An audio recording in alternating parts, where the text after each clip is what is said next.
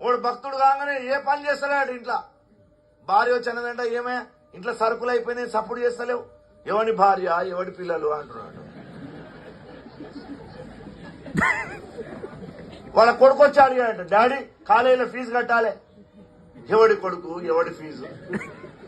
వానికి కూడా అర్థమైతే, చిన్నోడు కదా వానికి అర్థమైతలేదు. ఆఖరికి ఒక పెద్ద మనిషి అప్పు ఇచ్చిన ఆయన వచ్చిండట, నా దగ్గర 50,000 తీసుకుంటు. ఎవరికి 50,000 ఎవరికి ఇచ్చినావు అంటున్నాడు. ఇంకా వాడు ఏడుకోవాలి. ఈ కథలన్నీ వింటూ ఉంటే భార్య కోపం వచ్చిందట. వీడి సంగతి చెప్పాలనుకున్నదట.